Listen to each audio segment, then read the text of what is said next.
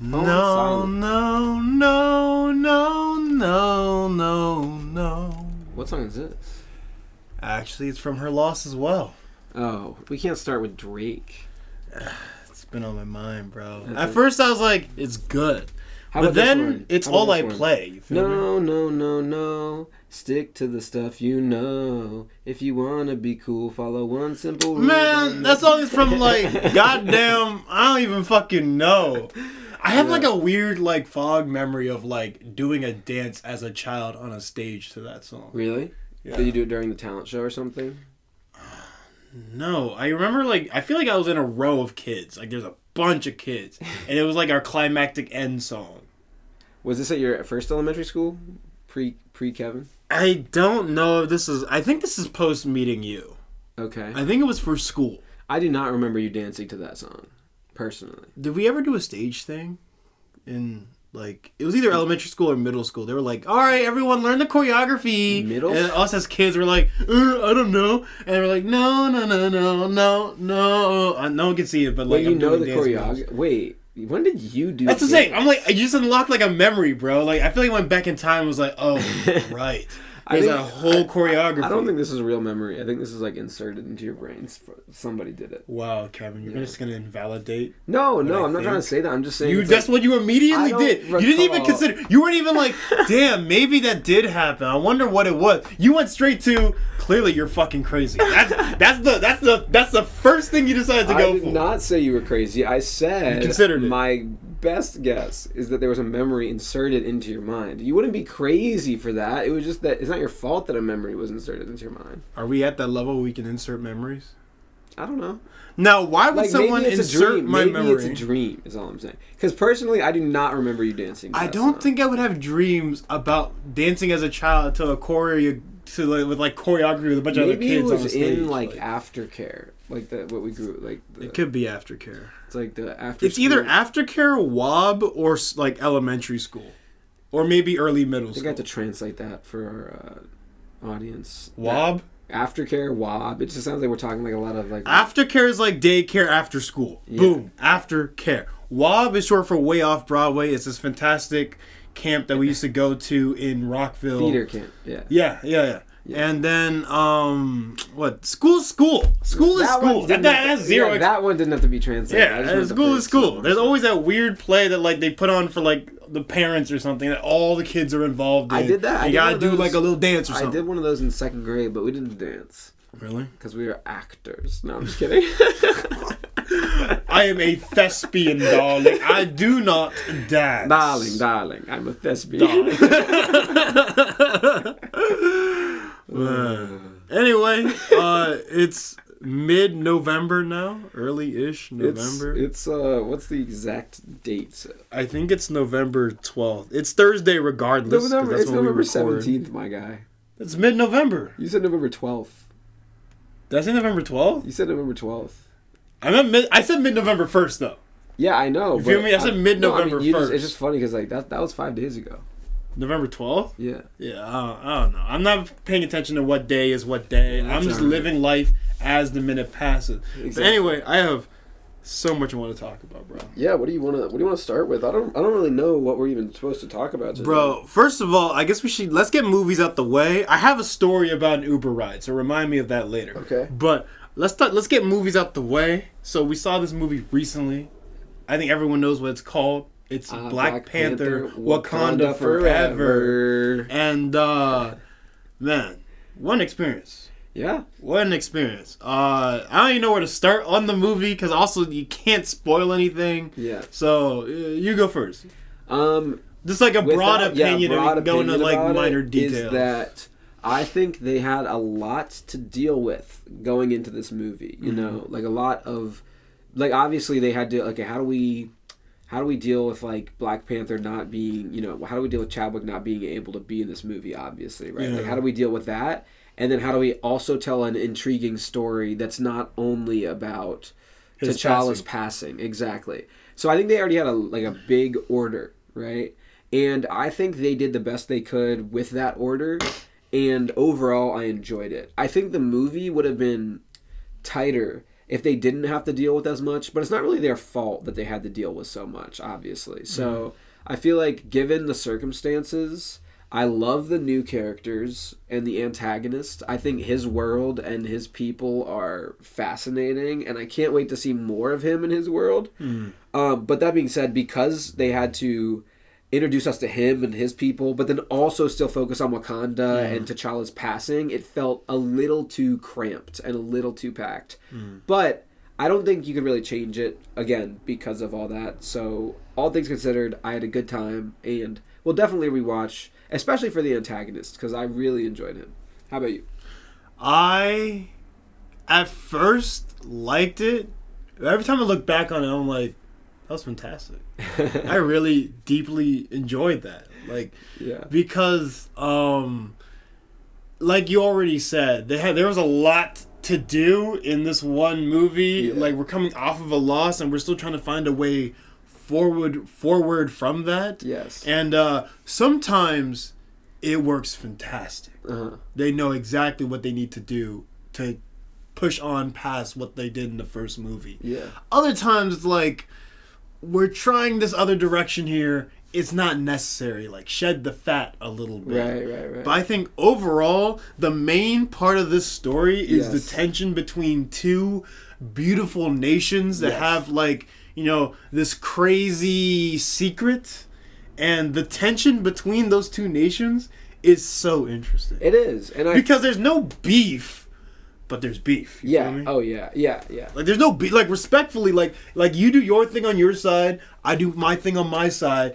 Like, we're chilling. There's actually similarities. But we have to now collide because of, you know, issues. Yeah, there's similarities to the first movie as far as motivations and stuff go, I feel like. Oh, yeah. I feel like Namor and Killmonger, although they come from different places, like wildly different places, they have a very similar thought process on the world. Yeah, they have a similar place that they're coming from where they're just hurt. You know, they were hurt as characters and want to take that hurt and put it back on everybody else. Yeah, that being said, or we'll keep going. I was going to say it, but I think, and I love Killmonger. And I think Killmonger is really representative. I think both of these movies are very representative of the director and, like, his mindset of, like, I have suffered so much as a black person in America. If I knew there was a nation of people that looked like me, that were smarter and better than everybody, I'm going to be angry. Yeah, we rewatched Black Panther 1 right before, like literally like right back before. Back to back. We saw them literally back to back. And I was like, damn, Killmonger is probably the best MCU villain so far. Like, he's top 5 and not the 5th. Like, and probably not the 4th or 3rd. Yeah. He's really, really good. He's good. It makes sense where he's coming from. He makes sense. And I can feel like his passion, like his motivation just comes from like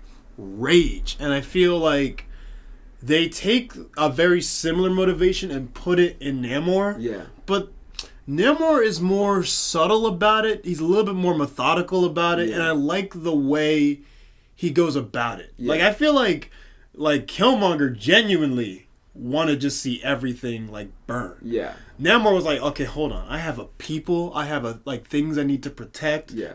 I have to think about what I'm doing. Like, you can see sometimes in the movie, like, he's nervous about the actions he's going to take. Right. You know? So I feel like Namor is very similar to Killmonger, but I think he's actually executed better. Yeah, I really enjoyed everything in Wakanda, everything in Namor's place. I guess it's not really a spoiler to say the name of it.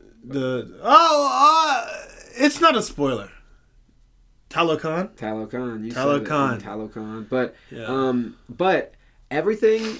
What I'll say is everything outside of like those two places, I didn't. Wakanda and Talokan. I didn't really give a fuck about. Yeah. I was like, why are y'all even like going here? I was honestly, I was so confused because unfortunately, I feel like in the first movie, although Martin Freeman's character, the CIA agent, feels a little out of place, at least plot-wise, he does fit, and it ties into Black Panther's story of what should he do as king. Yeah. But in this one, it's like we have no idea where to put the white people in this movie. Like there's no place. There's no place. Yeah. And without trying to give away too much, just everything basically outside of Wakanda and Talokan. Yeah, it's like unnecessary. I think there's like one moment, and I won't spoil anything, but there's one moment where Wakanda has to deal with the rest of the world that's really interesting, and it's like oh, you know what I mean? Yes. But like, oh yeah. But other than that, it's like, let's just focus on the tension. Like the beginning? In the beginning, in the beginning of the movie. That was really I actually liked that. I liked that. Yeah. It's more so the rest of the movie where that's it. It's just like, I feel like where the movie gets so good is that there are these Africans and these Mexicans who have a lot of tension because they're starting to come in each other's way. Like, one can't really succeed with the other. Yeah. So there's a lot of tension being built up of like, oh no, they're gonna have to go to war, and these places they're not no joke. These are probably the strongest cities in the entire world. Yeah. But then it's like, all right, before we deal with that tension, let's go see this person, and let's go see this person, and let's go deal with this. Let's go deal with that. It's like, I don't care. Yeah, and it didn't have to be tied into the script, in my opinion. Like the stuff outside of those places, respectfully, it's already confirmed that Ironheart is in the movie. Yeah. So Ironheart is in the movie, and there's nothing wrong with her character. I don't think she's like a flawed character in terms of like I hate her. Her character I'm fine with. It's more so but her character doesn't need to be here. You don't need to be here. Unnecessary. Yeah. You don't need to be here. Like, this could have been Martin Freeman, and then he would have had a better excuse. It just felt very random. Like, why? Like, maybe they're setting up other stuff, I guess, like outside of the movie, but it felt very unnecessary. And that's the thing. I think Marvel has always struggled with when should they put the mandates and when should they just let it loose. Yeah. I think with Iron Man 3, they let it loose, but a little too loose. So then, although maybe on its own the story is tight, but it kind of hurts the rest of the world. And how old is Iron Man 3? Can I talk about it? I think I can. So the whole reveal about the Mandarin and the fact that it's not really the Mandarin from the comics, I think overall did hurt the MCU, but then really help. I know you feel that way. It did. I mean, luckily they were able to rectify that. Yeah. But it really should have been classic Iron Man against classic Mandarin. Right. That's what they should have done. Right. But it's fun. They fixed that aftermath. I'm glad MCU likes to listen. Yeah. But then there are other times where Marvel or the MCU puts too much mandates on a movie, like Avengers: Age of Ultron, where they have to set up that Thanos 2015. I feel like Avengers 2. I'm gonna let slide. Yeah. But they have to set up like Thanos and everything, and that he's coming, and so there's all of a sudden there's like plot line in the movie that has nothing to do with the story. Yeah. But we need to set up for other movies down the line. Right. So I think, and I don't blame MCU. I think they have a hard. It's gonna be difficult to know when to do the mandates and when to not do the mandates. Yeah. But I think this movie had one or two mandates too many, and it's like this movie didn't need that. Yeah, definitely. I think, these most recent MCU movies, like Doctor Strange and even No Way Home and this movie, Eternals. You could even say Eternals. We're starting to enter the realm of so comic booky that it's like what I feel like we always wanted back in the day, but now I'm like, all right, this is a little much. You know what I'm saying? It's like, all right, take it down a notch. You know what I'm saying? Yeah. Let's get a little bit back to real world, so I can believe it. You know what I'm saying? Because whereas Iron Man 1, they strive to make believable. They're not doing that anymore, which I appreciate in some sense. But in other times, I'm like, y'all didn't have to, do this, one fight full CGI or something like that. Yeah, I agree with you. I feel like.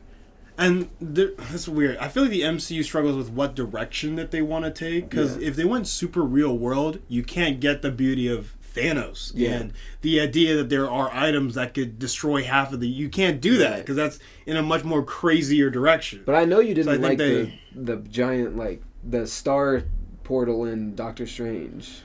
You thought that was a bit... I thought it was a little weird. And that's the thing. That's again it depends on the direction you want to take because although I might not like that weird star looking thing, the part with the music, and how they can use that as a tool, that was interesting. So when you go whack, it's always going to be a dangerous direction to go in. You know. So I don't blame them for going that direction, but I feel like maybe we can compartmentalize and be like, some stories should be that reality, right? Like Iron Man 1. Honestly, all of Phase 1, I feel like they really centered it in grounding it in reality. They're not too crazy. Yeah. Let's have some movies for that. And then you can have your Thor movies and your Doctor Strange movies, and they're just, like, insane. What is going on, you know? Yeah, it's interesting. I also think the final sort of fight climax in this movie, underwhelming in my opinion. Like, I don't understand why. I think it was intense. I think it ends abruptly, but I feel like it's pretty intense I felt like in the beginning. There weren't even like enough. Like, there wasn't enough going on. You know what? I'm thinking of the 1v1. Oh no, I'm talking about not the big group fight. Yeah, the group fight. I feel like it was like, well, we need an action sequence for all the characters to be involved in. But it wasn't even like enough. We don't know how they're gonna beat these people. Yeah, it felt so minuscule. It felt like that should have been some huge thing, but it was honestly kind of small. And that's the thing I don't fully like about the way they treat Wakanda in some of these movies, because sometimes they treat Wakanda like it's a full country. There are tons of people, there's a lot of life and culture happening, and other times like, well, we don't have the budget to have like 100 200 300 people on set, so we're gonna do just a small thing with 30 people. And it's like, but if you're a country, you're not going to do a huge battle with 30 heads. Exactly. You're going to do it with hundreds. And you guys have the budget. Don't lie. I was like, I get confused. I'm like, how is it that Zack Snyder with the same budget, and this is the one time I'm gonna actually give props to Zack Snyder, okay? But he always makes it feel like if there's a war going on, there are heads everywhere. It is a massive. Like, Zack Snyder is beautiful at a scale of battle. You're talking about. Like, I don't think anyone can actually do it better than Zack Snyder. Yeah, like the flashbacks and stuff that he does sometimes. Flashbacks, 300 in total, and it's only 300 people in that movie, and they make it feel like it's a huge battle. Justice League with all of its war. Right. If it was actually 300 people that they showed, it probably would look kind of underwhelming almost. Right, but somehow Zack Snyder knows exactly how to make the scale always feel like it's larger than life. Yeah, I feel like Ryan Coogler, although I think he's really good at writing emotional storytelling between two characters, he is not quite yet the best at doing massive scale battles. Whoever the directors of Game of Thrones, those battles, it's a TV budget, so it's smaller than what Wakanda Forever has, but those battles look huge. Those battles look amazing. You know, talk about Lord of the Rings too, or something. Lord of the Rings. There's a lot of different creatives who know how to do large scale battles. I'm not saying that like, oh, everyone should know how to do it. Like, it's probably very difficult. But that would have been Wakanda Forever needed that. Much more sick. Yeah. Like, that would have been so just a large scale, like if we had like an Endgame level. Like, why in Endgame even it looks like it looks pretty big. It looks like there's a lot big of enough. Yeah, big enough to sell. Big enough. Yeah.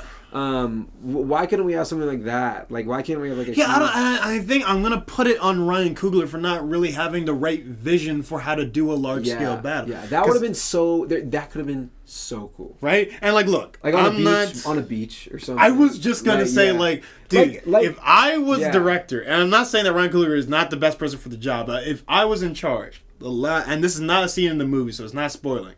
But the last battle is half land, half sea. Dude, it's like you know what I mean? It's like Saving Private Ryan. Exactly. Like, oh my god. No, the Talokans are storming the beach, and the Wakandans are fighting back, defending. That would have been so it's sick. Like, and you see like the whole scale of the beach is just like different battles, spears like going crazy, blue people flying all over the place. That would have been so cool. That's what I'm saying. Missed opportunity. That scene that makes me more mad at the movie now. Like, that is it would have been so epic to do that, and like, again, maybe it's a budgetary thing. Maybe they didn't know how to weave it into the plot, but personally, I think I could have done that. That would have been so much better. Again, like, what's the word? Reflection is 20/20, or what's the phrase when you look back on hindsight's something? Hindsight's Hindsight's a bitch. a bitch. It's easier to know that something's not gonna work after it's already came out. Like, maybe in the script it was like a billion ships and you know, it's like crazy or something, but they couldn't make it work out in the budget or whatever. But I think definitely this movie, this movie should have focused on that tension between the two different nations. Yeah, no, I agree. And put all the budget into dude, that. I'm so mad now because I feel like we just unlocked this like epic vision. I mean, like, look at it. That's like the pieces. The pieces are there. You feel? It's not like Wakanda sucks, and it's not like Talokan sucks. No. It's just we want to see more. They're built like very cool. But it's like I wanted to see that. That's what I feel like it was building up towards, and it didn't deliver in that. Exactly. regard. It was just a little out of focus, and I get it. I think Ryan Coogler had an easier time working on Black Panther because he had his center actor. He knew to weave the story around him. What I will say is the worst part of Black Panther 1 is the end fight as well. That's but that's not for the same reason. I know they were like on a budget and time. I think Black Panther 1, it's because of the CG that it doesn't work. But in terms of actually like the battle, exciting. The battle's fine. It just like feels like they're both CG characters in a CG environment, and I don't believe when I'm watching that last battle that's Michael B. Jordan versus Chadwick Boseman. Yeah, like, but that's a CG issue. That's like a visual effects. They also issue. didn't even like. It's like they didn't even care to have any shots of like them in the suits. I'm like, why did you? You know what I'm saying? Yeah. It felt like okay, this is purely CG. Like, and therefore it was less exciting. You know. Yeah. This ending, I feel like this for the same reason, but I didn't. It wasn't the same reason that I didn't. I mean, there is one or two shots where it's like, CG needs to be touched up again. Yeah. But I feel like that it's not the same issue that I have. Exactly. I prefer if they had the like the style or the look of that battle in the first movie, the first Black Panther movie. And then with the better visual effects of this sequel, Wakanda Forever. Yeah. I feel like in Black Panther 1, it's just because they did not do good on the CG. CG was bad. This other one is just because it doesn't feel as impactful. Yeah. It doesn't feel as impactful. It doesn't feel epic. It doesn't feel, Yeah, but I think the rest of it, I think there's a really emotional story with Shuri. Yeah. This whole, I mean, now they've centered the whole movie around Shuri, which I feel like it doesn't fit as well as it did Chadwick when he was Black Panther. Yeah. But again, I don't blame them, so it's like I'm not gonna hate. As best they could in that regard. Exactly. So they centered around Shuri, and Letitia Wright, I think, kills it. Yeah, I like the actress. Yeah, I think she kills it. I think every actor. There's no actor in this movie where I was like, no, there's nobody You didn't do it. Yeah, I don't think there's anybody I like disliked or anything. I mean, I wasn't a huge fan of the ex-wife without giving anything away. Oh. Without giving anything away. That just saying the Yeah, but but my beef with that character is not because of the performance. It's the story. Yeah, it's the story. I'm like, that is ridiculous. Suit that character. Yeah. So but other than her, I feel like every actor, has a scene where like it's either they're in pain or they're hurting or they need to grow and learn. And then they killed both of those scenes. Yeah. Even some surprise appearances in here that are like, they kill it in their scenes as well. Yeah. Overall, good, solid. We'll definitely rewatch at some point. I think it's really good.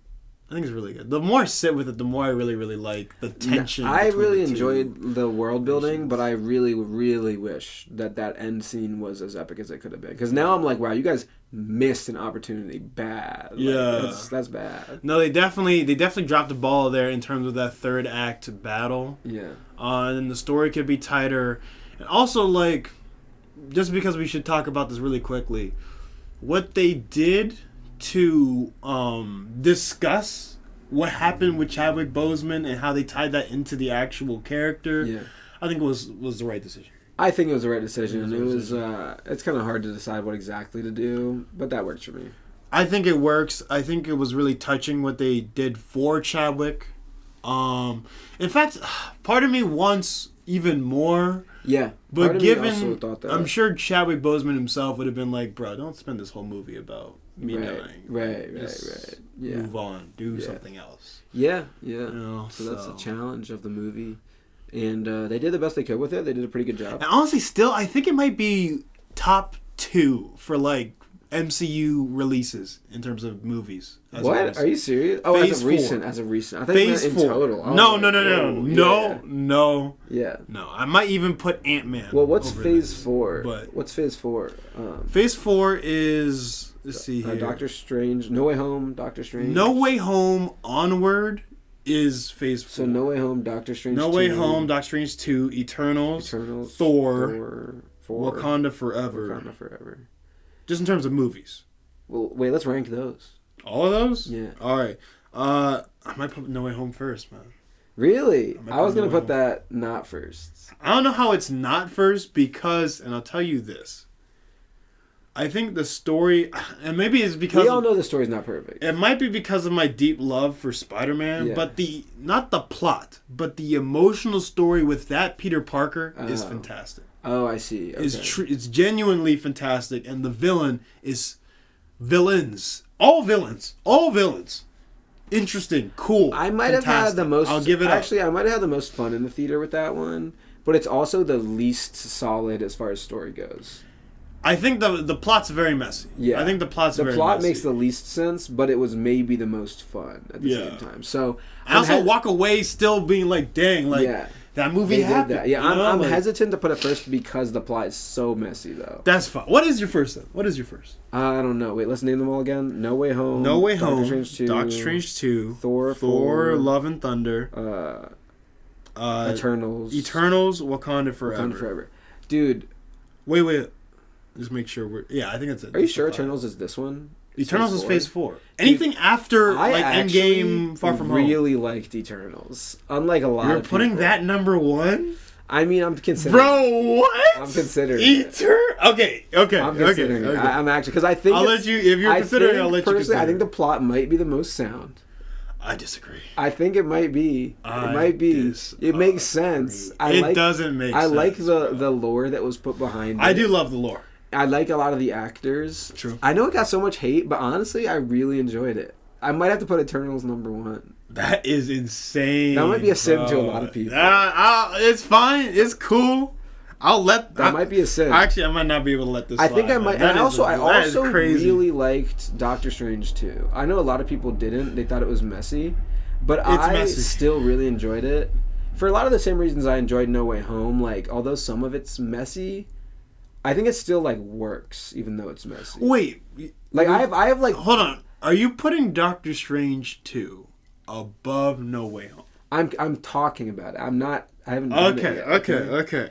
Now, No Way Home, I did have a blast in the theater, okay? And walked out with a smile on my face, which it gets points for that.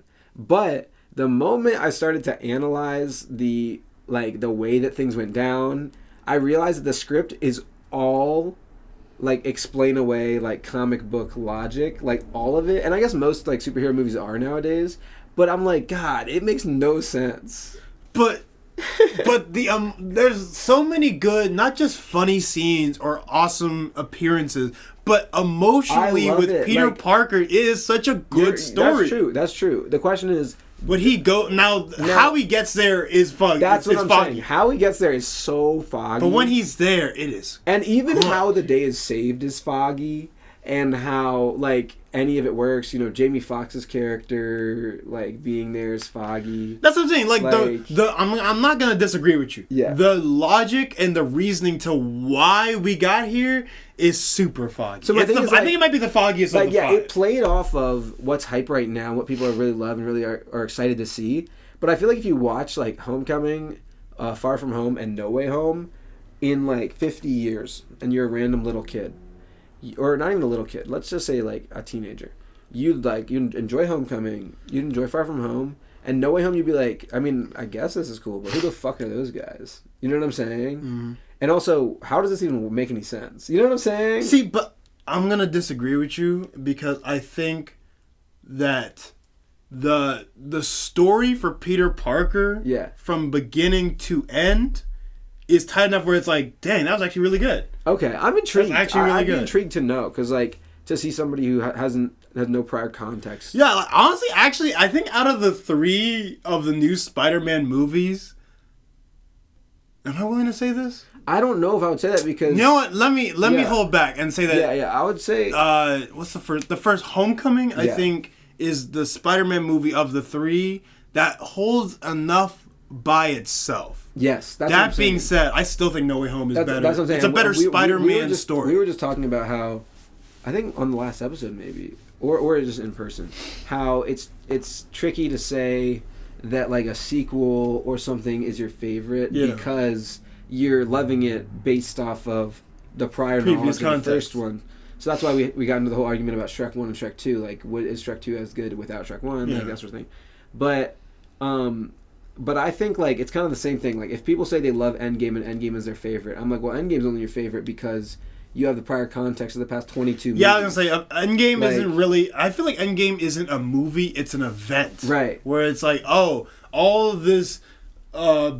built-up story from the beginning is coming to a close now. But, like, it's the last chapter Avengers of a book. 1, I think you can watch it by itself, and it makes Avengers sense. 1 works by itself. Which is why I will forever think that Avengers 1 is way better than Endgame. Like, in my opinion. Yeah. And so... I'm going to agree with you. And so I could argue the same is true for No Way Home, in that you need a lot of past context to really enjoy the movie. And it's true, because you need a lot of past context. Let me play devil's advocate. Yeah. Let me play devil's advocate with no spoilers. I do feel like you need the second movie, Far From Home. Yeah. At bare minimum, to just get into the pocket of where this next No Way Home starts. I'm not even talking about the first two. I know. Yeah. But I'm just saying, I think even without those, because those characters play a role for Spider-Man's story. They're not just like, oh, look, it's me. It's like they actually play a part of what he needs to be, what character he needs to speak to at that time. But that's why I'm like, it might actually still work on its own. Maybe. It might. Maybe. We'll go back at some point and that's what check I'm saying. it out. We need to find, like, a specimen that hasn't, like, ever heard of Spider-Man. Yeah. And, like, play them the 3 No Way Home movies. Yeah. And to see what their thoughts are. Yeah. Because I just don't know how high I can put... like I said, when I walked out of No Way Home, I had a big smile on my face. I really enjoyed it. Mm-hmm. And I still really enjoyed it. Like, I'm definitely going to go back and watch it because it's just awesome that they did that in general. That being said, I'm kind of frustrated when they can do that, and I feel like they do a lot of comic book wavy logic when they didn't have to, in my opinion. Like, there could have been a better way to do it. Like, it's more irritating the fact that they didn't even try to, like... It's more irritating because it feels like they're just... doing it for the fan service, they're not doing it for the story. So it's like, why couldn't you give me slightly more logical reasonings that these things happen? That's why, like, I want to put it, like, emotionally higher, but I don't know if I can, because I feel like... Sometimes a plot is just messy enough where, like, I can't excuse it. Exactly, which is why I feel like I can't put No Way Home. That's me for In the Mood for Love. I feel like the plot is so weird. I haven't seen that. It's this older movie by I want to say it's Wong Kar-wai, but I might be wrong on that. Oh, okay. It's an Asian film. It looks good, but the plot is so that it's like I can't really excuse it. Right. You know? Right. Exactly. And that's personal opinion. Some people love. I mean, look, movie. for No Way Home, you could still put it first because you love having the prior context. But personally, I feel like one of my rules for movies of putting it high on my list is that it needs to be a banger in its own right, like on its own. And I think out of all the new Phase movies, the only like original one is Eternals, first of all. So I think that... Are the rest sequels? Yeah, Thor 4, Doctor Strange 2, Wakanda Forever 2, Spider-Man 3. There's 2 more movies that we're missing. Eternals, right? And then... Is there a new character? Is there another... there's only 4 Marvel movies that we got the last couple of years? Is there a new character? I don't think so. Not in terms of movies, I guess. Yeah. No. So, first of all... Wait, wasn't there 5 Marvel movies that got released? I feel like I'm missing something. Eternals, No Way Home, Doctor Strange 2, Thor 4, Wakanda 2. Oh. Did I just say it? Spider-Man, Eternals, Doctor Strange, Thor, Wakanda. Okay, I got it. Yeah. So, anyway, they need... all of those are sequels. Except for... Exactly. Eternals. So it could be argued that partially the reason I'm putting Eternals first is because I feel like it's the most cohesive on its own, and the other ones I feel like you need prior context. You know what's funny? But I don't think Eternals is that cohesive. Well, I mean, hey, to each his own. Like, I think it literally is the first of itself, but for some reason it's still not cohesive. To me, it felt really cohesive. I feel like they tied it together. I cannot stand the way that bloke comes out the water. If you've seen a Turtles, then you know what I'm talking about. Which one are you There's this bloke that they were focused on the whole movie, and then all of a sudden he's not a problem anymore, and then he just comes out the water in the third act, like, I just assumed, I'm the bloke. I assumed he was walking. Like, bro, shut up. I assumed he was like traveling towards them the whole time. Like, but it's like, why? Like, I feel like it's like we're all focused on this one thing, and then all of a sudden it comes out of nowhere. It's like, why are you here? All right, well, I'm busy. In its defense, you could argue the third act problem for a lot of these movies, most likely. But I think I still, at this moment, just for my list, will put Eternals at number 1. All right, fair. That's not a popular opinion, so I'm not just putting. No, you're risking it. You're risking it for the biscuit. I'm risking it, and so putting Eternal number 1. Okay. I'm putting Doctor Strange second because man, actually the whackness in that movie you're putting above No Way Home. I really enjoyed the whackness in the movie. Really? Yeah. So that whole team that got vaporized in like 5 minutes, you're going to let that slide? I loved that. I thought that was awesome. Bro, I really enjoyed Doctor Strange too. Personally, that's fine. And actually, I'll actually argue against my own point here for a second. Mm-hmm. You could argue that I enjoyed Doctor Strange 2 more because of WandaVision.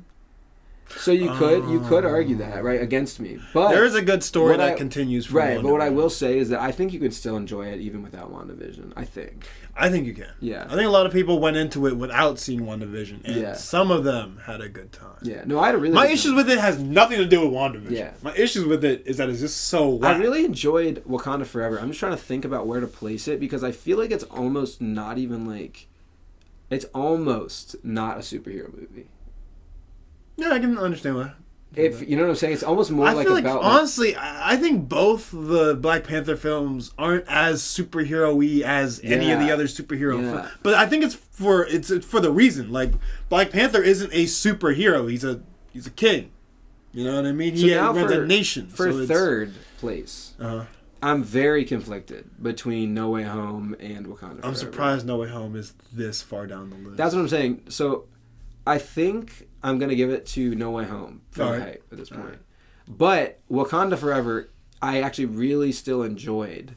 And it's a close fourth. I feel bad putting it fourth because I feel like it deserves to be much closer to the top because I did enjoy it a lot, actually. But it does feel like there's something slightly missing, maybe. But it's not like there's also something literally missing. Yeah, yeah, true, of course. But I don't dislike it. I really like it. So don't get it twisted. Don't go telling me. Yeah, fourth doesn't mean don't go telling me I don't like Wakanda Forever. I do like Wakanda Forever. The plot is tighter than No Way Home. That much is true. But the pure amount of hype from No Way Home. Would you consider that the plot is even tighter than Doctor Strange? I think that plot was messy. Wait. It was. I actually thought Doctor Strange did a good job of setting up its logic and then actually using it later. For example, think about and without this might be potential spoilers. Without trying to spoil it, let's just say the quote unquote sleepwalking. Do you remember that? No, that was clever. They set up and then paid it off later. Like, that was so clever. A lot of times when they had this whack logic, at least they set up the logic at the beginning of the movie so that by the end of the movie, when they used it again, it didn't feel like what's it called, Deus Ex Machina or whatever, when it just comes in to save the day at the end of the day. It didn't feel like that because they set it up at the beginning of the movie. That's the only really logic I need. So they explained it enough for me, you know what I'm saying? And the world and the multiverse, I feel like those connections made sense, whereas in No Way Home it felt like they were doing it for the story, whereas they set it up in Doctor Strange. Does that make sense? So I feel like Doctor Strange did a way better job of that, in my opinion. I agree that I think there are certain things that they set up in the beginning to use at the end, and that's always cool when you do it in a story, but there's also so many other things, and there's no really way for me to do it without doing spoilers, so I'm not going to... whisper it in my ear. I won't be specific. Whisper it in my ear. I have so many things. Hold on. Let me list them in my head first. Okay, hold on. I'll figure it out in my head. I'll try to see if I can find a way to say it. One...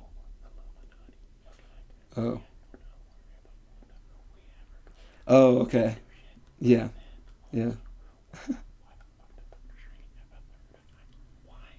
Oh, okay. With that, okay. I'm trying to decide how to explain this. Here's the thing. There's no way to really talk about it without spoiling. So I'm fine not saying it here. Yeah. But there's a couple things like that where it's just like, right. Yeah, you put it here, but it doesn't make sense. I understand your complaints. I feel like, and I get it, it's Doctor Strange. I understand your complaints. What I will say, though, those are not plot holes. It can be explained by one group being a little too cocky. No, it is, because how is this guy? Okay, actually, I can't spoil anything. Yeah. But some characters in this movie should be very intelligent. Right. Extremely, maybe even the most smartest in the world. I understand your point. Right? So how are characters like that, right, who seem so confident in a plan and then do not execute any plan? I would say this. What? You could just argue, though. You could just argue that multiverses version just happened to be the stupidest ones. See, but they didn't put that in. Right, but you see what I'm saying? It's not technically... They told it as if the audience should believe what they're saying. But it's not technically a plot hole. Like, they believed what they were going to say. They were just wrong. No. They're not even just... It's not even just wrong. Like, literally, they said there's... I can't even... Do you see what I'm saying? Can't even spoil anything. You see what I'm saying? Like, there are some, like, plot holes in No Way Home that you can't explain away. Okay, true. But I feel like for the ones that they can't explain away, having it in the movie still services makes it worth the story. Fair enough. But for Doctor Strange, there's some things that just occur where it's just like You're saying why? You're saying basically it is explainable away. What have I gained from it? It's explainable away, but it's too much of a stretch, and it's not even worth being in the movie. Is essentially what you're saying. That's what I'm saying. Fair enough. And again, that's going to be different for opinion from everybody. But like personally, there's some things in Doctor Strange where I'm like, I didn't have to see this. No, fair enough. I didn't have to pay money to come and see this. Personally, I actually still really enjoyed that. I thought it was kind of hilarious. Like, I really enjoyed it. Like, I know you didn't. I thought when I watched that too, because we didn't watch it together. I don't think. Maybe it could also be. I've noticed that first. What's the first impressions? Are really they. I thought you were gonna love that part. Up until literally nothing of what they said actually they attempted to do. That is yeah, no. No, I thought it was awesome. In fact, we'll get into more. Also, there's so many. Dude, we need to dedicate an episode just talking about Doctor Strange. Yeah. I have so many opinions. We haven't really talked that much about Baron Mordo in this movie. What the fuck? Just what the fuck? What's wrong with him? Everything. I don't know. Just everything. I can't spoil. We'll talk about it. Everything is wrong with this. We'll have to do like a spoiler talk. No, we'll do a whole spoiler. Anyway, back to my list. Back to the list. We got Eternals at the top. This is by the way, I am not with Kevin, all right? If you wish to flame him, that's fine. I'm not on this boat with you. I'm not going to sink with you. I'm dying on this hill. I think it's literally the worst rated Marvel movie ever. I think it might be, but honestly, out of this whole new phase, it's number one for me. All right. I don't know why. Like, it's Eternals, and then it's Doctor Strange, and then it's No Way Home for the emotion, not for the plot, because the plot, that shit is awful. Then number 4 is Wakanda Forever, but I still really enjoyed Wakanda Forever. And if we're talking about plot, it would go above No Way Home if there wasn't just so much exciting stuff. Would you even say that maybe in a year that could easily change? Yes, that could easily change in a year, or in a few years. And then the last one, the only one that I kind of actually didn't really like is Thor 4. Because Thor 4, man. That was, I don't know what that was, but it was way too comedic, bro. It was like Christian Bale trying to be an actor and everybody else just being like, we're going to do our best to try to Christian Bale. And that's why I think, personally, for me, I think Christian Bale is probably one of the best actors I've ever seen. Because this guy, no matter the script, is giving his all. He makes you feel like his entire family died and he's putting it on the screen. Christian Bale, he acted the living fuck man's like every role. You know, he's either like gaining weight, losing weight. He's like doing all this stuff. Yeah. So man's like loses hella weight for this role. Yeah. Which is unhealthy to do. But he's a method actor. So he's like, I'm an actor. I'm gonna do this. I'm gonna lose this weight. I'm gonna get into character. I'm gonna shave my head. And then you just get these goofy ass people just like making these jokes at you. Such a wasted talent. And I'm like, dude, yes. I'm like, why did Christian Bale take this movie? I feel so bad for him. I honestly think it's because Taika Waititi got a freaking Oscar for Jojo Rabbit. And that movie is phenomenal. I love Jojo Rabbit. Yeah. That is a great movie. But, like, I don't know what the fuck this was, man. And I know you, because Sean rewatched Thor Ragnarok more recently than me. But when Thor Ragnarok came out, I loved it. Did you love it when it came out? Like at first watch? I think I loved it in the sense of, like, it was cool, but not love in terms of, like, oh, I love it. Okay. I thought it was and that love kind of turned into, like, a, yeah. And that, turned into kind of like a, you don't really like it. It's not that I don't, you know what's funny enough? It's not that I don't like it. Personally, I'm not a huge fan of the direction that Ragnarok decided to put Thor in, because it becomes an issue down the line. Yeah. But in terms of if you have to go in this direction, I don't hate it. Which for me... I don't even dislike it. Yeah, honestly. For me, I was going to say my favorite version of Thor in the entire MCU is Thor at the end of Thor Ragnarok and the beginning of Infinity War. Like, Thor with, I mean, that's not really a spoiler to... Just, like, the way he looked, kind of. And, like, the weapons and stuff. Like, he looked so cool at the end of Thor 3. And then Infinity War soon took it back. They, like, gave him a little thing. Yeah. And I'm like, why did you do that? Why did you make him less cool again? Like, but that was the most badass Thor to me. I thought Thor 2... I think they definitely took the most from Thor. And here's the thing. Now we're in a reverse situation. I think Thor Ragnarok gives a lot of reason and logic, and in terms of why are we here? Yeah. But in terms of, like, what value have I gained when we got here? Not that much. What do you mean? Like, I feel like... I can't spoil I know the very ending of Thor 3 is a big issue for you. That's what I'm saying. It's like this is, in terms of plot and, like, what this could do to a character, fantastic. Yeah. We're in a great position. I know. What do you do with it? I know. Nothing. That's where the comedy started to piss you off. Because what I'm saying. You're like, this is a big deal, what happens at the end of Thor 3. This is a big deal, and it's being made light of mostly by his peers. That's what I'm saying. Like, look at Wakanda Forever, right? And even then, I feel like they could do even more. Yeah. But just from there, when anything impactful happened, they sat in it. Yeah.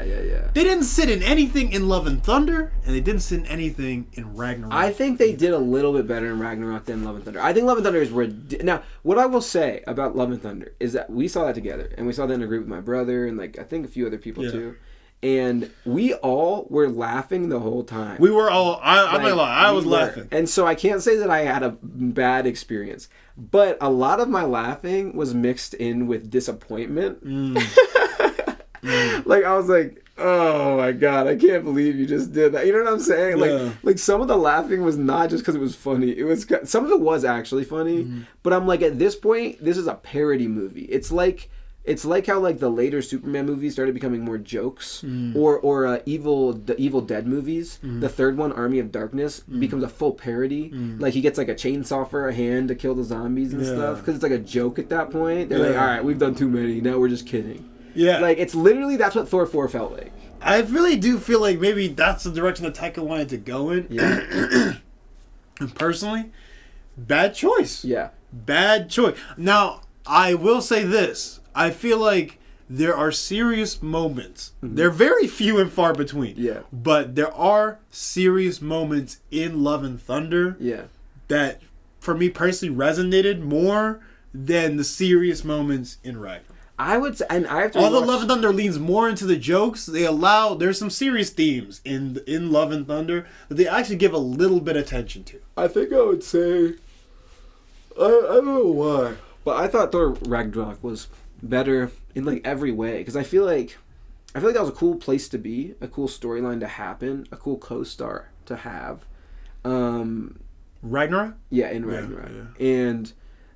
And like I said, I think Thor was the most badass that he's ever been at the end of Ragnarok. Like, just on paper, but when I see it, it's like I gotta watch it back now. Through the lens. We'll try to watch all the Thors and just really get a good look at what happens. Because like, here's the thing with Thor. Thor's tricky, right? So, like, you can't go too Shakespeare, but you can't be too jokey. Because Thor 1 is like Thor outside of his environment, which is a great idea because Thor outside of his environment is the joke. He is funny, but you can keep and that's where the emotional story is for that. It's about him learning humility. But you can keep him serious and make him in the normal world just be a funny contrast. Yeah. That's where the humor comes from. Yeah. Thor 2 is Thor in his environment. And Thor in his environment is boring as fuck because Thor in his environment is literally just a dude with he's like a knight, you know, like a guy, just like a dude, and it's boring. And I think that's why Thor 2 is so lame. Like, and I'm gonna say a little defense for Thor 2. Now look, is this high on my Marvel list? No. In fact, is it extremely forgettable? Very much so, yes. Yeah. I've forgotten completely. Honestly, I don't even remember how bad the movie is because I don't remember. Right, exactly. But I will say this: I remember liking one thing out of Thor 2, and that I think with the other Thor films, or whenever you see Thor and Loki in separate movies, they don't get enough time together where they can bounce off of each other. Because that's really where Thor is interesting. I don't think Thor really works without Loki. Yeah, personal opinion. Yeah, because he's just so out of pocket, and like Loki kind of grounds him in this emotional reality. So seeing Thor and Loki bounce off of each other in Thor 2 is actually quite entertaining. Fair enough, and I think that's the only thing I remember from Thor 2. I'm glad that I guess I'm glad that there is one Thor movie with Thor in his environment, because like you need a movie where the main character, if you're doing a thing like it's weird because people say Thor 1 is boring because Thor's not in his environment. That's what I'm saying. Then he ends up in his environment, and it's completely Thor boring. 1 is way better than Thor 2. There's no doubt about it. Yeah. And people say they were mad that he didn't have the powers in Thor 1. I could care less. If you want Thor with his powers in a different environment, then take Avengers 1 or something. Because then he's in Earth, but he has his powers. Yeah. And that's awesome as well. Yeah. But if you take Thor Ragnarok, that's also taking Thor with his powers and putting him out of his environment, right? So it's that's why I think it worked again for me. Because I'm like, okay, awesome. And yes, Thor is starting to get a little bit more silly, which doesn't help. Because I think if Thor was really goofy and silly, like, the whole point of Thor 1 is that he's trying to be serious, even though it's so ridiculous. Yeah. Thor 3, I feel like he's starting to give in to his goofiness. Yeah. So it's almost like not as funny. You know what I'm saying? But I do think, for the most part, there's a good balance in Thor 3 where the humor actually works for me. Thor 4, he just full on making jokes, doing this, doing that, and I'm like, you lost the nuance of what was funny about Thor in the first place. Yeah. Like, my issue with Thor is that when you make his character silly, it actually regresses him, because Thor's whole arc from the beginning of his story is that he needs to become a man or like a king. He needs to become an adult, right? And function as an adult would, and learn humility and responsibility and typical adulting things. He's kind of like a coming of age story. Funny enough, but every time you make him silly, you regress him back to like he's not an adult. He's just a man child, and he needs to figure that out. And it's like. Right, I feel like how is it that you had to learn not to destroy everything 3, 4, maybe 5 times now? It's tricky because I feel like with these like big long movie sagas, you need like one overarching like story for the character. Like what and sometimes I feel like you either need one writer or one director to like guide it in the right direction. Exactly. But that rarely happens where we get one director or one. Now a lot of times you'll get one director for 2 movies, which honestly kind of feels weird. Because it's like switch it up. Because it's like the vibe of the first movie is different, and then the vibe of the second 2 are the same. It's like, or the second and the third are the same. It's just weird. Like, talk about Captain America. I love Captain America 1. I love Captain America 2. But then they kept. You know what's odd? They're slightly different vibes. Yeah, they're different vibes. But then they both work. Right, because it's also like before, like in his past and his future. So it makes sense at the different vibes. Different worlds. But because they kept the Russo brothers for Captain America 3, personally, did not hit for me. We just rewatched it. We did just rewatch it. And I was like yelling at the end of the movie. And it's like, I can't even hold that in. I'm like, you know what I'm saying? I can't even sit here and be quiet about it. I can't even sit there and be quiet about it. I feel like I was robbed of my... And it's not entirely the Russo brothers' fault. Like, they had to make Avengers 2.5 rather than Captain America 3. But that being said... I just honestly wish that they chose different directors and did Captain America 3, made it a Captain Bucky storyline, and I would have taken that any day over what ended up happening. Yeah. Personally, Now, and we already had this conversation, so we don't have to go into it don't too much. Don't tell me how much you love Civil War. I'm not about to tell you that. I'm just saying that what the Russo brothers did worked for me, and when they took that into Avengers 3 and 4? Yeah. Avengers 3 and 4? Yeah. At first I was nervous because I feel like Cap, Winter Soldier, Avengers World, they're two literally look different. Yeah. But it works in Avengers 3 and Avengers 4. With Cap 3 than they did with Avengers 1. Like, way more with Cap. You know what I'm saying? I kind of wish that, like, Nick Fury was more involved with, like, Avengers 3 and 4. Yeah. Yeah. I kind of wish they went more that route. But, you know, actors are only available so much. They decide what story they want to tell. Yeah. And given those are two really big movies, and maybe you can't afford to have Sam Jackson everywhere. I mean, you already gave all the money to Robert Downey. Yeah, that's what I'm saying. You already gave literally a third of the budget to Robert Downey. So, you know, there's only so much that you can actually pay for at this point. Exactly. What point was I was going to make about What's Thor? your list? Oh, right. Let me get to my list. No, number 1 in terms of Phase 4. Yeah, I'm putting No Way Home. No Way Home. I'm putting No Way Home. Wow. Okay. I'll agree with you. Yeah. That plot is super foggy, and maybe it's just because I feel so refreshed. Because I don't know. I feel like the last 2 Spider-Man movies from the MCU hasn't felt like Spider-Man. Yeah. Like a core part of Spider-Man's character is that his life sucks. Yeah. But he keeps pushing on. Right. Like that's a core part of his character. Okay. But because he has life so easy, because you know he works with Tony Stark and like he has all these great things and he's in this lived-in world, it actually kind of took away from what Spider-Man was. Right. This movie was completely centered on Spider-Man as a character, and back to the one thing that like makes Spider-Man like way ahead of the other Marvel characters, and it's that Peter Luck of like he has very simple wants, but because he's a different man who has other kinds of responsibilities, he can't have those nice things. So he has to constantly sacrifice things. That's the whole point of Uncle Ben. The beauty of Spider-Man is that he has to sacrifice everything. Yeah, no, you're right. Emotionally, some of those scenes were really good. So I'm putting No Way Home. Just like the way they did Spider-Man, I'm like, damn. This is Spider-Man. I haven't really said that for the MCU Spider-Man. This is the first time I was like, I don't blame you for putting it there. There are some great emotional moments in it, and I will still enjoy rewatching it. But the things that don't add up will bother me every time I do rewatch it. Yeah, I'm not gonna lie. That plot be real foggy. Foggy. It's so frustrating. Next, they didn't have to do it like that. They could have made it more solid. That's the annoying part to me. Like, I feel like a few different lines, a few different, like... I question how they do these scripts in the writing room. Yeah. Because maybe even the writers are rushed. And they're like, oh, I gotta move on to the next Marvel movie and start writing this. So, like... Yeah. So, I'm curious how they write these movies. Like, what do they just say nobody's gonna notice? Like, yes, dude, what are you're doing also, one of the most, like... this movie is split between the MCU and Sony. So, is it the Sony writers? Because they kind of suck. I don't know. That's a good question. Or is it the MCU writers? Like, maybe this is actually a plot mix of 2 different... Yeah, good question. Like, heads. It's a very weird situation with Spider-Man right now. Yeah, very good question. Yeah, so I put No Way Home first. Then I put Wakanda Forever. Wakanda Forever second? Okay. I'm putting Wakanda Forever. I don't blame you. That's good. That shit, Namor might be the best villain of Phase 4. He's my favorite part of the movie, and I can't wait to see more of him. Yeah, and and I love Wakanda, so that might be a personal thing, but definitely Wakanda Forever second. Yeah. Then I'm putting.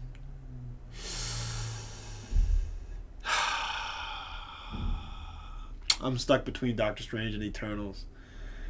I don't know, man. Because Eternals, I love how Eternals takes itself serious. I'll put Eternals. Hey, there we go. Okay, bet. But that is subject to change depending on time. Just because, although I may not be a huge fan of, like, the weirdness of the antagonists and the plot, I think the tone and, like, the ideas in Eternals are really interesting. It's a cool concept. It's really interesting. I mean, the idea of, like, gods on Earth and, like, what does that look like? And then again, like, Eternals is one of the first movies in Phase 4, and maybe the only one that really takes itself completely serious. I think I liked that. I don't like it when movies jump around in tone too much. Like, I'm okay with the comedy and I'm okay with the drama, but when you make it like this weird amalgamation that switches every scene, I'm not a big fan of that. And Eternals, of course, has like its joke here or there, but it's in its real world, real setting, dark-ish tone. That's why I kind of liked it a lot. It was refreshing. It was honestly really refreshing to see that. It felt like Iron Man 1. You know what I mean? Like, Jokes here or there, but the world is real. Exactly. So Eternals third, Doctor Strange 2 second. And it's not because I don't like Doctor Strange 2. Wait, you mean fourth? Oh, I'm sorry. Yeah, fourth. My bad. bad. Huh? My bad. I got Doctor Strange 2 in my head. I was Doctor Strange 2. I thought you were like readjusting your list. So wait, it's No Way Home, Wakanda Forever, yep. Eternals, yep. Doctor Strange, and Thor 4 at the bottom. Put it right there. Yeah, it's just definitively like, and honestly, the reason why it's at the bottom is because I do not like Taika Waititi's take on Thor. I didn't like it in the beginning. I don't like it now. I think it's time to take him out. I think it's time to take the Russo brothers out. It's like y'all been. Well, hold on now. Infinity War Endgame was at least bottom line good. Yeah, but honestly, I don't think either of those movies are bad. I wouldn't say they're bad, but I think there's better directors that could have done better. Personally, for the Avengers, yes. Actually, I'm not sure. At the time, I'm not sure. I'm not completely satisfied as I feel like I could have been. Like with Civil War, Infinity War, and Endgame. That's maybe my hot take. There are some epic moments, and they did a good job with the battle. So respect to people who can do stuff like that. But apparently it's harder than it looks. Personally, the tone, it's not nearly even close to Avengers 1 for me. And I feel like if you had the right writers, you could have made it as epic. Well, Joss Whedon did both the best and the worst Avengers movies. Avengers 1 and then Avengers 2. You know, there are parts of Age of Ultron that I really do enjoy. In total, I still can't put it above. In total, it's not super tight. Yeah. But, yeah, I would still probably rather have had Joss Whedon do 3 and 4. I disagree. I think after that second one, and also Joss Whedon is canceled. So is he officially canceled now? The way I hear it, he's not coming back. All right, well, this isn't a hypothetical world. This is a hypothetical. He wasn't canceled. Exactly. In the hypothetical world where he's not canceled, No, I don't think he... Because I think he hit it out the park the first time, and then the second time there's something wrong with this movie. There's too many weird things in it. Hulk Black Widow was his idea. Yeah, that was not Kevin Feige's Give him idea. credit for all the good ideas he had, though. I still think tonally... That's true. And I can't take that away from him. I still think tonally, Avengers Age of Ultron is much more tonally tight than 3 and 4. It doesn't... I think the only thing not tight about Endgame, in terms of tone, just tone, is Thor. Yeah, which I hate about Endgame. Yeah, but I feel like that's just one character. No, I can't stand Thor in Endgame. Like, I love Thor in Infinity War. I hate Thor in Endgame. That's funny. Because I feel like the Russo brothers try to do the original version of Thor where it's like dark, serious Thor in Infinity War, where he takes himself seriously the whole time. Then they try to do the Taika Waititi route of like, Thor's a joke. Yeah. In Endgame. Yeah. And they're like, it's actually night and day. It's funny. They did both Thors in different movies and were like, take your pick. I just feel like they tackled too much. I think... Any Avengers movie is going to literally be tackling too much. They did a good enough job. Some of the scenes that you can watch back from them are awesome. I still think there are better people like for the job. We'll see. The next one apparently will not be... I don't think the Russo brothers are coming back to do an Avengers movie. Good. Ouch. Wow. Look, I don't think it's that bad. No, you make it sound like it's horrible. I'm not saying it's that bad. It's just like... You said good after I tasted their Avengers. That's true. I don't need to taste another one. I tasted their Captain America. And think about it. Their first movie in the MCU... I think personally the best Cap movie is one of my favorite MCU movies. Yeah. So, like, Winter Soldier, one of my favorite MCU movies. They did that. I think after that, they were given a little too much power, a little too many characters to deal with, and they were much better in a smaller, more focused world with Cap 2. So I think when they had to deal with too many characters, for me, they made it so some characters were lacking and didn't care as much about those characters, such as Thor, which is why it's not perfect for me. But I understand. Yeah, so I'm just excited to see if there's somebody else who can... We'll see. They say that the director of Shang Chi is up to direct Avengers 5? I really liked the first half of Shang Chi. I love the first half of Shang Chi. Yeah, it's the second half. It's. I mean, and I guess we haven't talked about it in the podcast. And I'll just say. Wait, Shang Chi Phase 5? Yes, it is. See, we forgot about Shang Chi. See, now where's Shang Chi? If you're gonna put it in the list, I knew there was something missing. I was like, there's more movies in this. Shang-Chi, where's so there's 6 movies. That's difficult. Shang-Chi, I would put highly. I would put pretty highly too, because like. Although the ending was really rough with the CGI, especially, Like, I feel like the fights were so epic in the first half of the movie, and then they relied on CGI fights with like the rings and stuff in the second half of the movie. And I'm like, why did you have to solely make the second half of the movie these like CGI fights? I would much prefer... I feel like they went for two different styles of movies where like they went with like traditional martial arts movie. Yeah. Because I feel like Shang-Chi, I mean, the joke about Shang-Chi is that it's like the Asian Black Panther. It's like a lot of things about Asian culture is in Shang-Chi. And it's true. So I feel like there's two different styles of movies that come out of like the Asian side of the world, right? And there's the kung fu martial arts style element where it's like classic, it's gritty, fast punches. That's the first half of Shang-Chi. Yeah. And then there's the more like fantastical, big, like very bright, colorful, like super cinematography side.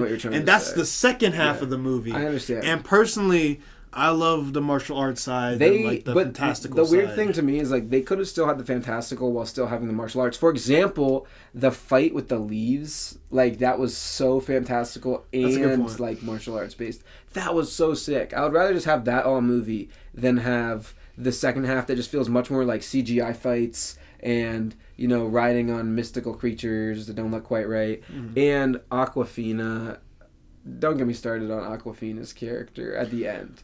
Oh yeah. At the end. Yeah. I'm like don't get me started on why was she even there in the first place at the end? You know what I'm saying? I'm fine with her being there in the beginning. I just don't get why she had to come on the adventure. Oh, hold on, sorry. Wow. Look at that. Ladies and gentlemen, Kevin is interrupting our very important podcast. One sec. This feels like the MCU podcast. That was Lauren Dreyfus, everybody. So blame Lauren. Is she here? No, I don't know if she's here. Wait. Let's... Are you here? Shoot her a text and saying that we're podding right now. I can't take it. Yeah, okay. But anyway, yeah, I just don't think that Awkwafina's character belonged in the second half of the movie. I'm fine with her being in the first half. I just think it didn't make much sense. I think she has I would rather have his sister, who I thought was awesome, fill the role that she does at the very That's what I was end gonna of the movie. I don't think I'm against her being in the end of the movie, the third act. Yeah. But I do think she does a couple things where it's like, how did you do that? It's like, how did you? You haven't earned this. Right. You didn't earn this. Like everybody else has been training for their whole lives, and you did that with one day of training. It makes no sense. Yeah. And anyway. Yeah, overall, though, I did like Shang-Chi. All right, but how much though? Where is it in the list? Well, I got to take some points away for the second half of the movie. So let's see where my list is so far. I'm guessing not number one, but I'm gonna guess it's pretty high, right? It's pretty high, but it's not number one. I'm gonna say Eternals is still number one.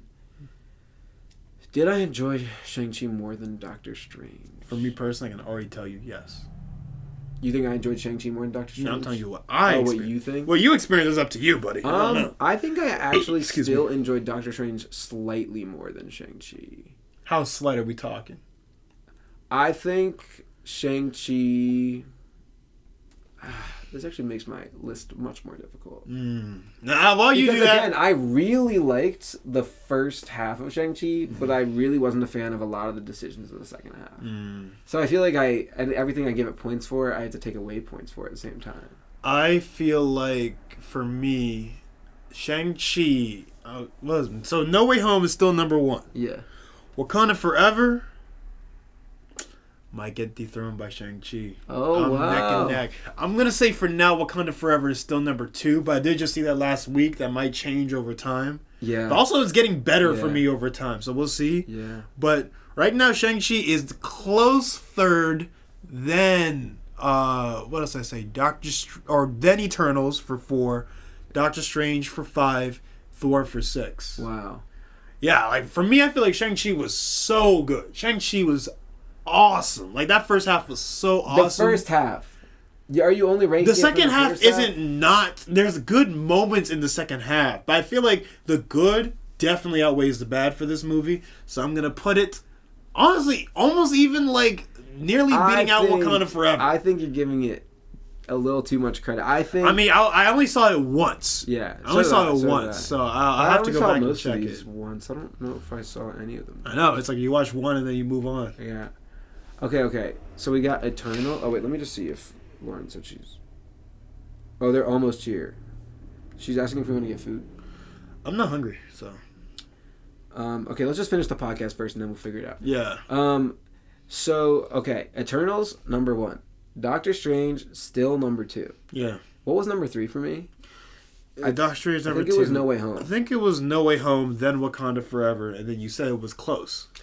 Okay, you know what? Are all three of those close now? No, here's what I have to say. What? I loved the first half of Shang-Chi. I really did. And I want to rewatch it a lot. And if it kept the tone that it did in the first half the whole time, it would probably be either above Doctor Strange or right below Doctor Strange.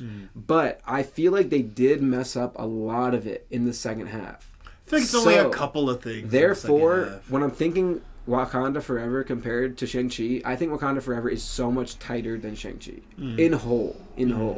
So, for that reason, I have to put Shang-Chi below Wakanda Forever. But if it was just the first half that we're comparing, Shang-Chi would literally be second or third on my list. But for the whole movie, it has to be... I guess that makes it second to last, just because Wakanda Forever was so close. Yeah. So it's got to be... So it's still No Way Home, Wakanda Forever, Shang-Chi. Yes. Given No Way Home, Wakanda Forever are kind of fighting for that last spot. Yes. There. But Shang-Chi is definitely not in the running. It's like... Shang-Chi would... If it was the same tone for the first part of the movie, for the whole movie, it would have been like... Probably would have been... Eternal. Actually, Shang-Chi might have been at the very top if it kept the same tone as the first half. I loved the first half of Shang-Chi. I just really feel like they lost the ball with the second half. And again, I only saw it once, so maybe I got to give it a rewatch. But it could. I think it actually could have been at the top. And it's like... That's what I was thinking for me personally. I was like, damn, like... Shang-Chi might have... It honestly might have been at the top. That was actually really... The first half was like so really good. tight. But I think they really like dropped the ball with the second half, in my opinion. So I'm going to say it's... Yeah, still, it's Eternals... And then Doctor Strange, and then No Way Home, and then Wakanda Forever, and then Shang-Chi. All of which I like. Yeah, I mean, personally, whole list, there's nothing... Well, the only thing I don't like is Thor 4. It's not that I don't like it, but it's forgettable. I don't hate it, but it's on the... Like, if I have like a like spectrum, like all the ones above it I liked... And that one is the one that's probably like a little off bit the on spectrum. A little bit on. I see. Yeah. So. Yeah. Yeah. I might have to agree with you there. Thor: Love and Thunder is not the tightest in many different ways. Yeah. Comedy, man. Look, if you're gonna do comedy, just do it. But don't do it and then like back out of it and be like, oh, everything's a joke when everything's not a joke. Exactly.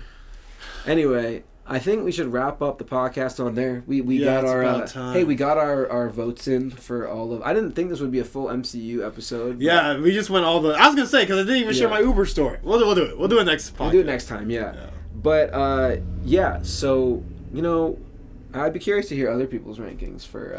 Yeah, I'm curious. Phase 4 as of right now. We're soon to move into Phase 5. Yeah. So, I think there's only like maybe one... Actually, I think Wakanda Forever was the last movie in Phase 4. We got some pretty hot takes for our lists. I think mine's pretty... gonna get some hate. I think... You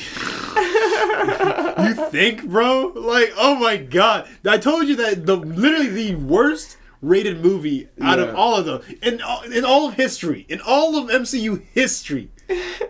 Number 1 in Phase 4. That's this guy right here. Not me. Don't put Sean's name anywhere near the heat you want to give. Okay? Hey, I'm on no smoke. I am not in that boat with you. Anyway, well, you know, let me know what you think of that list. Come with your own list. That's what I'm saying. You can only hate if you come up with a list. Exactly. You're only allowed to hate on mine if you come up with your own list. Exactly. Okay? I can't wait to see Eternals at the very bottom. A lot of people hate that movie. It's weird. All right. Weird. Anyway, let's actually wrap this up now. Thank you for listening to Starbound. Thank you very much. 9. Oh, already? I know. We gotta do like a celebration for the 10th. For the 10th episode, I know. It's pretty crazy. It's been, you know, just coming by each week. Each week, man, keeps going by. So we are your hosts. I am King Cudjo.